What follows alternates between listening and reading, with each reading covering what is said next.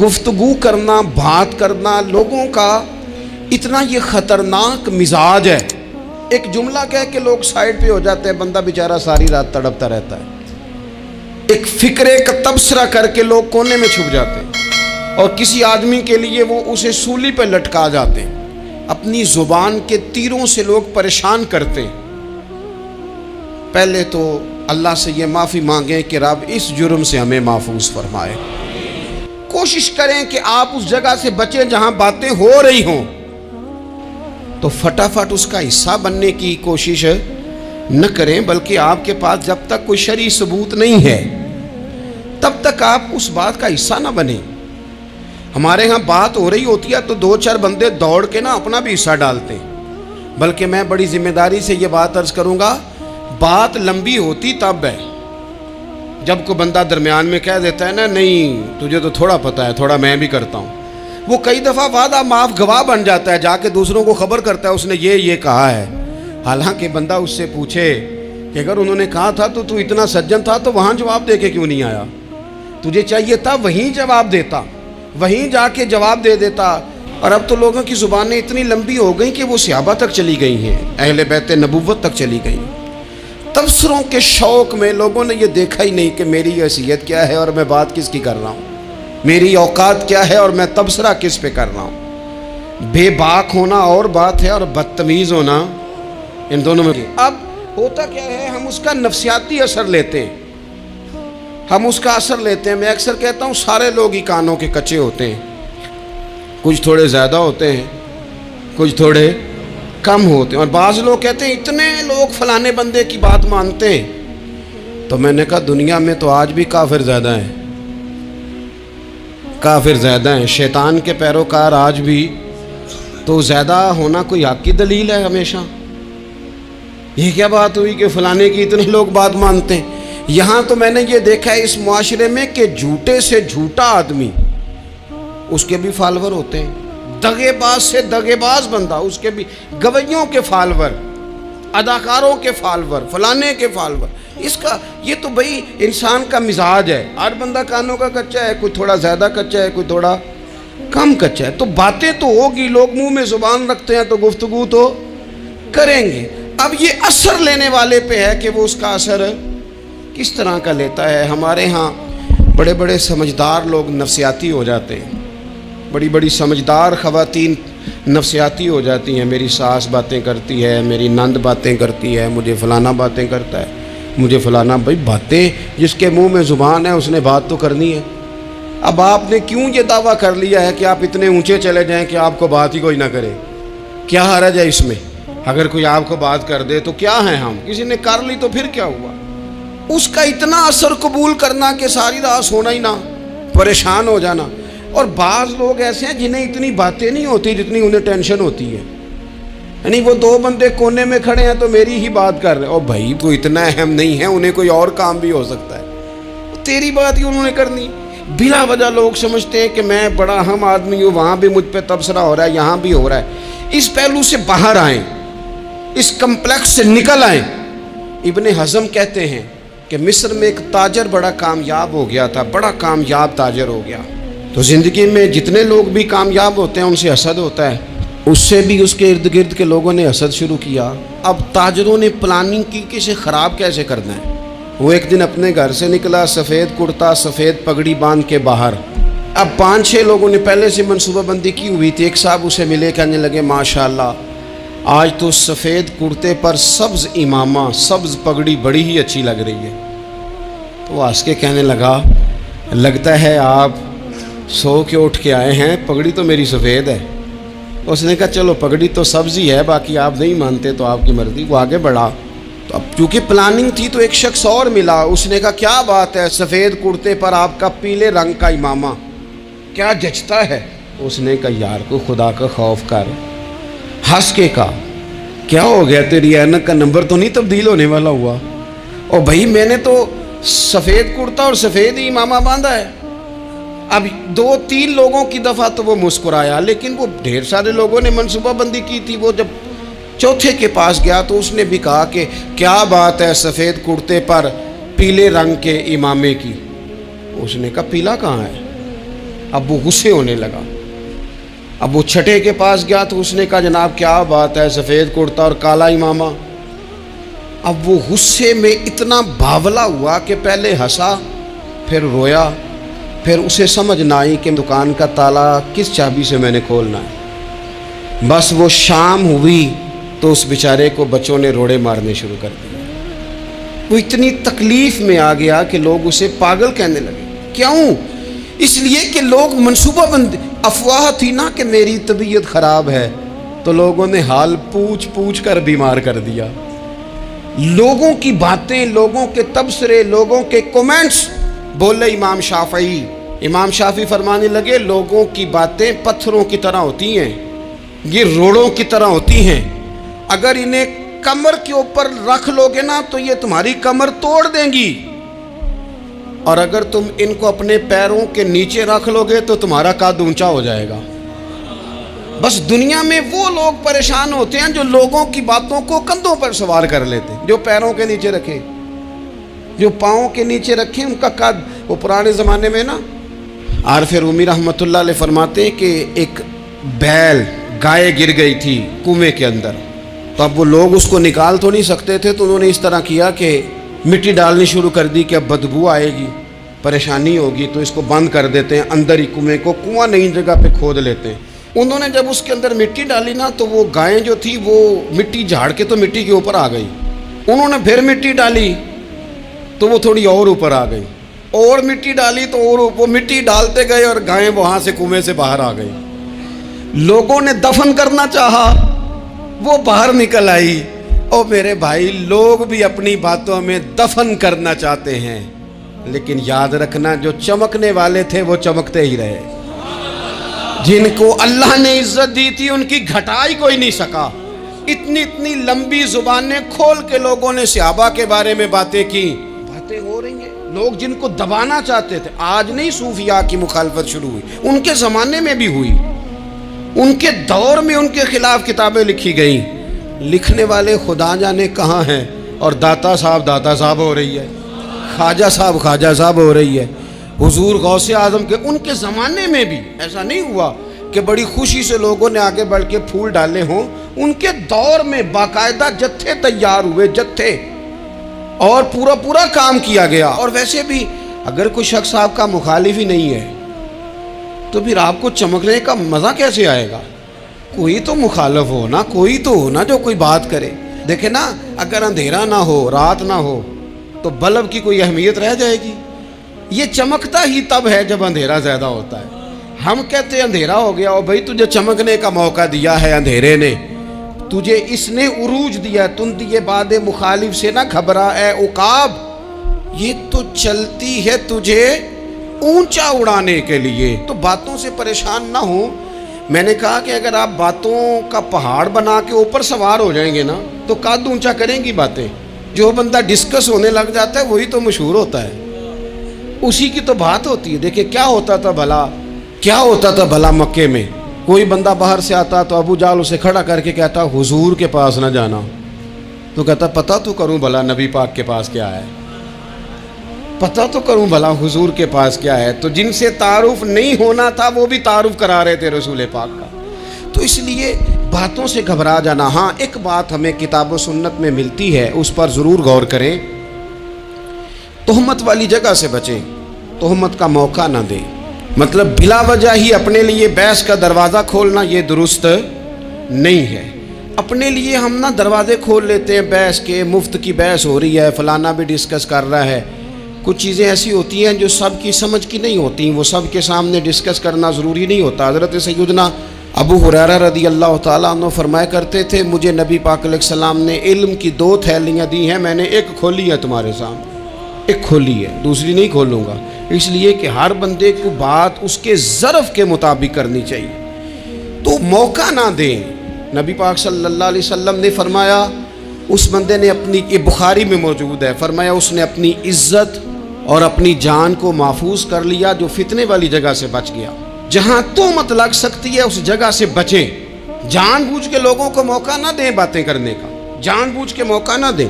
جامع ترمذی کے اندر حدیث موجود ہے، حضرت سیدنا عمر فاروق رضی اللہ تعالیٰ عنہ نے ایک موقع پر اجازت مانگی تھی نبی پاک صلی اللہ علیہ وسلم سے. عرض کیا یا رسول اللہ صلی اللہ علیہ وسلم مجھے آپ اجازت دے دیں میں عبداللہ بن ابی سلول کی گردن اڑا دوں, یہ منافق بار بار آڑے آتا ہے, بار بار تکلیف دیتا ہے, آپ مجھے اجازت دیں میں اسے قتل کر دوں. اب وہ چونکہ کلمہ پڑھتا تھا ساتھ تو رہتا ہی تھا نا, بہت سارے لوگ اسے مسلمان جانتے تھے, تو حضرت سیدنا عمر فاروق رضی اللہ تعالیٰ عنہ نے اجازت چاہی کہ یا رسول اللہ صلی اللہ علیہ وسلم اگر آپ مجھے اجازت دے دیں, یہ ترمذی میں موجود ہے, یعنی آپ اس جگہ سے بچیں جہاں تہمت لگ سکتی ہے, جہاں بلا وجہ کسی شخص کو شر پھیلانے کا موقع مل سکتا ہے. یا رسول اللہ مجھے اجازت دے میں عبداللہ بن ابی سلول کی گردن اڑا دوں. تو نبی پاک صلی اللہ علیہ وسلم نے فرمایا کہ عمر اگر میں تمہیں ایسا کرنے کی اجازت دوں گا تو لوگ کہیں گے کہ وہ اپنے قریبیوں کو انہوں نے مروانا شروع کر دیا ہے, ساتھ والوں کو ہی مروانا شروع, لوگ تو اسے مسلمان سمجھتے ہیں تہمت والی جگہ سے. بلکہ بخاری شریف میں اسی طرز کا ایک اور پیغام بھی ہمارے لیے موجود ہے. یہ جو حرم شریف آج ہمارے سامنے ہے نا بیت اللہ شریف, اس میں ایک پیچھے مقام ہے جس کو حتیم کہا جاتا ہے, یہ خانہ کعبہ کا حصہ ہے. حضور صلی اللہ علیہ وسلم کے اعلان نبوت سے پہلے جب قریش مکہ نے اسے تعمیر کیا نا دوبارہ سے, تو انہوں نے چندے کا کوئی اس طرح کا مزاج بنایا تھا کہ اس بندے سے پیسے لینے ہیں جس کے بالکل ہی جائز ہو. اس ترتیب سے انہوں نے خانہ کعبہ کی تعمیر کی کہ پھر وہ ساری تعمیر نہ کر سکے, حتیم باہر رہ گیا. تو نبی پاک صلی اللہ علیہ وسلم نے ایک دن فرمایا, بخاری میں موجود ہے, حضور فرمانے لگے عائشہ اگر تمہاری قوم جاہلیت کے قریب نہ ہوتی, کیونکہ ابھی قریب جاہلیت چھوٹی ہے نا, ابھی لوگوں نے کلمہ پڑھنا شروع کیا ہے, فرمایا اگر یہ جاہلیت کے قریب نہ ہوتے تو میں کعبے کو انہی بنیادوں پر دوبارہ بنا دیتا جن بنیادوں پر حضرت ابراہیم علیہ السلام نے بنایا تھا. لیکن چونکہ یہ جاہلیت کے قریب ہیں, ان کی سمجھ میں چیز نہیں آئے گی, یہ شک میں پڑ جائیں گے, پریشان ہو جائیں گے, لہذا میں یہ کام نہیں کرتا. بہت ساری چیزیں ایسی ہیں کہ جن کی وجہ سے بعض سادہ لوگ ابہام کا شکار ہوتے ہیں, ابہام کا. ہمارے علماء نے اس طرح کیا کہ بڑے طے کر کے عقائد کے عنوانات امت تک پہنچائے. ہر آدمی ہر شعبے کا اسپیشلسٹ نہیں ہوتا, بہت ساری لوگ باتیں مریض کے سامنے کرنے والی نہیں ہوتی, وہ صرف لواحقین کو بتانے والی ہوتی. پھر کچھ لوگ اور آئے جنہوں نے کہا کہ ہم تو ایفیشنسی دکھائیں گے, کچھ خاص ہر بات کھول کر لوگوں کے سامنے رکھیں گے. تو اس کا نقصان پھر یہ ہوتا ہے کہ سادہ لوگ مشکلات کا شکار ہوتے ہیں. وہ پھر جب کہتے ہیں ہر چیز ڈسکس کر لینی چاہیے تو پھر باتیں دور نکل جاتی ہیں. پھر لوگوں نے انبیاء کرام علیہم السلام کی اجتہادی خطاؤں کو ڈسکس کرنا شروع کیا. ربنا ظلمنا انفسنا, اگر حضرت آدم یہ لفظ کہیں تو ان کے لیے تو ٹھیک ہے, لیکن اگر کوئی غلام اور امتی اور بیٹا اٹھ کے یہ لفظ کہے تو اس کے لیے ٹھیک نہیں ہے. تو میرے عزیز ایسے کام نہ کریں جس کی وجہ سے بلا وجہ بحث کا. ہمارے یہاں کچھ لوگوں کو شوق ہے خبروں میں رہنے کا, وہ ایسی باتیں چھیڑتے ہیں جن سے نہ وہ خبروں میں رہ سکیں. میں نے دیکھا ہے وہ کہتے ہیں جی میں نے کوئی انوکھی بات کرنی ہے. بھئی انوکھی بات کرنے سے بندہ مشہور تو ہو جاتا ہے. ہمارے زمانے میں مشہور ہی وہ ہوتا ہے جو دوسروں سے ذرا ہٹ کے بات کرے, انوکھی کرے. وہ ہمارے لطیفہ لکھا ہے نا, ایک اہل عرب کا ایک ہجا نام کا عربی کا ایک لطائف سنانے والا شاعر ہے, تو وہ کہتا ہے کہ ایک شخص نے ایک دفعہ کہہ دیا تھا گدھا کھانا جائز ہے. تو بڑے بڑے علماء اس کے گھر چلے گئے کہ بھئی کوئی دلیل, کوئی جزیہ, کوئی کہاں سے, کوئی کتاب, کوئی حوالہ, کوئی شے. اس نے کہا روز آؤ گے ایک ایک بندے کو بتاؤں گا, کٹھا اسٹیج لگاؤ, ایک ہی دفعہ حوالے دیتا ہوں, روز نہیں دیے جاتے. وہ اسٹیج لگ گیا, دنیا جمع ہو گئی, جنہوں نے کبھی ٹائم نہیں نکالنا. تو یہ ذرا انوکھی بات جو کر رہا تھا, تو سارے لوگ آ گئے. تو وہ اسٹیج پہ چڑھا تو کہنے لگا مجھے جانتا کوئی نہیں تھا. چلو اب بدنام جو ہوں گے تو کیا نام نہ ہوگا. اب قیامت تک کہو گے تو صحیح نا, وہ اس مولوی دے گھر جنہیں ایک بار آخیا نہیں سی گدھا کھانا جائز ہے, چلو بدنام جو ہوں گے تو کیا. تو بہت سارے ایسے لوگ ہیں جو ہیں بدنام, پر چلو نام تو ہو گیا نا. بدنامی صحیح, شرارت صحیح, شیطانیت صحیح, لیکن نام تو ہو گیا. تو اس لیے کوئی ایسا انوکھا کام جس سے لوگوں کی، میں آپ سے بڑی گزارش سے عرض کروں، اعلیٰ حضرت بریلوی رحمۃ اللہ علیہ نا لالٹین کے اندر مٹی کا تیل جلایا جاتا ہے ہمارے ہاں، تو مٹی کا تیل ظاہر ہے اس سے بدبو آتی ہے، تو مسجد میں وہ جلانا جائز نہیں تھا۔ تو ایک صاحب ارنڈی کا تیل لائے، وہ خوشبو والا ہوتا ہے، وہ لا کے انہوں نے نا اعلیٰ حضرت بریلوی رحمۃ اللہ علیہ کو لالٹین میں ڈال کے دیا اور کہا کہ یہ مسجد میں اس کو جلاتے ہیں چونکہ اس کے اندر سے خوشبو آتی ہے، بدبو نہیں آتی۔ تو وہ جو شرعی عذر ہے نا، حضور نے فرمایا کہ جمعے والے دن غسل کر کے آؤ تاکہ کسی کے پسینے سے ایک دوسرے کو تکلیف نہ ہو۔ کچا لہسن پیاز کھا کے مسجد آنا اس لیے منع کر دیا گیا کہ منہ کی بدبو سے تکلیف ہو، تو مسجد میں کوئی ایسی چیز جو بدبو کا باعث بنے منع ہے۔ اب انہوں نے وہ تیل لا کے لالٹین میں ڈالا جس سے خوشبو آتی تھی اور لالٹین بھی روشن ہوتی تھی۔ تو اعلیٰ حضرت فاضل بریلوی رحمۃ اللہ علیہ اپنے اس خادم سے فرمانے لگے کہ اب لوگ تو آئیں گے نا، تو ہمارے علاقے میں تو ساری دنیا مٹی کے تیل سے ہی چلاتی ہے، تو اب آپ نے ایک خوشبو والا تیل لا کے ڈال تو دیا ہے اس کے اندر لالٹین میں، پر یہ لوگوں کو بتائے گا کون کہ یہ تیل وہ نہیں ہے؟ لوگ تو یہاں سے دیکھ کے جائیں گے اور جا کے کہیں گے کہ اتنے بڑے عالم کی مسجد میں اگر جل رہا ہے تو ہم کیوں نہ جلائیں؟ تو فرمانے لگے وہ شخص کہ حضور پھر حال کیا ہے؟ فرمانے لگے آپ فرضوں کا سلام پھیر کے دعا سے پہلے لالٹین کے پاس کھڑے ہو جائیں اور جو بندہ گزرے اسے بتاتے جائیں کہ یہ مٹی کا تیل نہیں، یہ مٹی کا تیل نہیں، یہ مٹی کا تیل۔ ہر شخص کے ذہن تک بات اتر جائے تاکہ لوگ کسی ایسی چیز کا شکار نہ ہو جائیں جس سے کہ ان کے مزاج میں کوئی غیر شرعی چیز عروج پکڑ لے۔ تو میرے عزیز، ہم نہ کچھ بدگمانیاں لوگوں کے اندر لوگ ڈالتے ہیں۔ ہمارے ہاں بالخصوص پاکستان میں جب سے سیاسی فرقہ واریت شروع ہوئی ہے، سیاسی، ہماری قوم کا مزاج اتنی بری طرح خراب کیا گیا ہے۔ ہمارے نوجوان بچے جو بڑے سنجیدہ پڑھے لکھے، ان کی گفتگو اپنے سیاسی مخالف کے بارے میں اتنی لوز کر دی گئی ہے، اتنی کمزور کر دی گئی، اتنی خوفناک کر دی گئی ہے کہ اس طرح تو کبھی نہیں ہوا تھا۔ یہ مزاج جو لوگوں کو دیا جا رہا ہے، قومیں اپنے اخلاق کے طور پر زندہ رہتی ہیں۔ بد اخلاقیاں کبھی بھی انسانوں کو اونچا کر سکتی، پیچھے رہ جاتے ہیں لوگ۔ تہذیب کسی سوسائٹی کا حسن ہوتا ہے، اور اگر ایک سیاسی مخالف کے لیے آپ کا یہ والا مزاج بن جائے، اپنے سیاسی قد کو اونچا کرنے کے لیے آپ ان چیزوں کا سہارا لیں، یہ درست نہیں ہے۔ اخلاقی رویے میں کہوں گا کسی بھی سیاسی جماعت سے وابستگی ہے وہ 100% رکھے جو اس کی سمجھ میں آتی ہے، لیکن اپنے اخلاقی مزاج کو کبھی کمزور نہ ہونے دے، اخلاقی رویہ کبھی کمزور نہ ہونے دے۔ یہ کیسے ہو سکتا ہے؟ دیکھیں، ابو جہل، ابو لہب، عتبہ، عتیبہ، شیبہ، وہ وہی باتیں کر سکتے تھے جو ان کے مزاج کی تھیں، جو آج تک لوگ کسی بھی دیندار کے بارے میں کرتے ہیں۔ تو انہوں نے وہی باتیں آ کے کی تھی جناب ابو طالب کے ساتھ۔ انہوں نے کہا تھا کہ اگر معاذ اللہ ان کو دولت چاہیے تو ہم دیتے ہیں۔ بڑے سے بڑے مخلص آدمی پر آج لوگ دعویٰ نہیں کرتے کہ دولت کے لیے لگا ہوا ہے۔ انہوں نے کہا دولت چاہیے تو دیتے ہیں، اگر کسی خاتون سے نکاح کرنا چاہتے ہیں تو کرا دیتے ہیں، سرداری چاہیے تو دے دیتے ہیں۔ اب یہ سوچ ہی اتنی ہے، اس سے آگے جاتی نہیں۔ وہ معاذ اللہ حضور کے بارے میں اور بھی باتیں کرتے، یہ شاعر ہیں، یہ جادوگر ہیں، یہ فلاں ہیں، لیکن میرے نبی پاک علیہ الصلوۃ والسلام نے کبھی بھی ان کی ذاتی زندگی کو ڈسکس نہیں کیا، کبھی نہیں کیا۔ ابو جہل شراب پیتا تھا، لیکن حضور نے کبھی سوسائٹی میں یہ بات لوگوں کے سامنے بیان نہیں کی۔ وہ لوگوں کے پیسے دبا لیتا تھا، کئی جگہوں پہ حضور نے پیسے نکلوا کے دیے، لیکن جگہ جگہ گلی گلی کھڑے ہو کے حضور نے یہ نہیں فرمایا کہ یہ اس طرح کا ہے۔ آپ اپنے مخالفین کے بارے میں ضرور کلیم کریں، ثبوت کے ساتھ ضرور بات کریں، یہ ضروری ہے، لیکن آپ کا رویہ اتنا گرا ہوا نہیں ہونا چاہیے کہ لوگ سمجھیں کہ یہ قوم تو اخلاق سے ہٹ گئی ہے۔